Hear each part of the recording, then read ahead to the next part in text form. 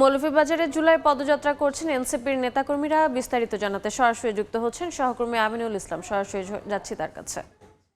এই মুহূর্তে মৌলভীবাজার জেলায় এনসিপির কেন্দ্রীয় নেতাকর্মীরা এসে পৌঁছেছেন। এতক্ষণ আসলে তারা এখানকার যে স্থানীয় শহীদ মিনার প্রাঙ্গণ ছিল সেই শহীদ মিনার প্রাঙ্গণ থেকে পদযাত্রা করেছেন এবং ঠিক এই মুহূর্তে এখানে যে মঞ্চটি তৈরি করা হয়েছে পথসভার মঞ্চ, সেই মঞ্চে এসে তারা উপস্থিত হচ্ছেন এবং কিছুক্ষণের মধ্যেই তারা স্থানীয় এনসিপির যে দায়িত্বশীল যে নেতাকর্মীরা রয়েছেন মৌলভীবাজার জেলার, তাদের উদ্দেশ্যে আসলে বক্তব্য রাখবেন। তো এই এলাকাতে এই অনুষ্ঠানটি বাস্তবায়ন করতে স্থানীয় এনসিপির যেসব সদস্যরা রয়েছেন তারা দীর্ঘদিন ধরেই আসলে কাজ করছিলেন, প্রচার প্রচারণা ছিল এবং ঠিক এই মুহূর্তে কেন্দ্রীয় নেতারা এসে উপস্থিত হয়েছেন। জাতীয় নাগরিক পার্টি এনসিপি তাদের যে জন আকাঙ্ক্ষা জানতে সারা দেশেই আসলে চষে বেড়াচ্ছেন এবং তাদের পর্যায় থেকে নানা ধরনের প্রতিশ্রুতি আসলে তারা রাখছেন।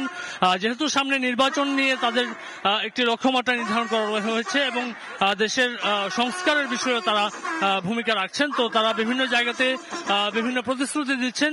আমরা দেখতে পাচ্ছি জাতীয় নাগরিক পার্টি এনসিপির যে আহ্বায়ক নাহিদ ইসলাম, তিনি হাত নেড়ে আসলে অভিবাদন জানাচ্ছেন স্থানীয় এখানকার নেতাকর্মী যারা রয়েছেন। এর বাইরেও আসলে সদস্য সচিব আক্তার হোসেন রয়েছেন, তারা এখানে এসে উপস্থিত হয়েছেন। তো আজকে সারাদিন ব্যাপী আসলে মৌলভীবাজার জেলায় তাদের যে কর্মসূচি সেগুলো বাস্তবায়ন হবে। পরবর্তীতে শ্রীমঙ্গলে তারা যাবেন এবং পরবর্তীতে কিশোরগঞ্জে তাদের পথসভা করার কথা রয়েছে। তো এই ছিল আসলে মৌলভীবাজার থেকে আমার কাছে এনসিপির এই কর্মসূচির সর্বশেষ। সরাসরি যুক্ত ছিলাম মৌলভীবাজারে।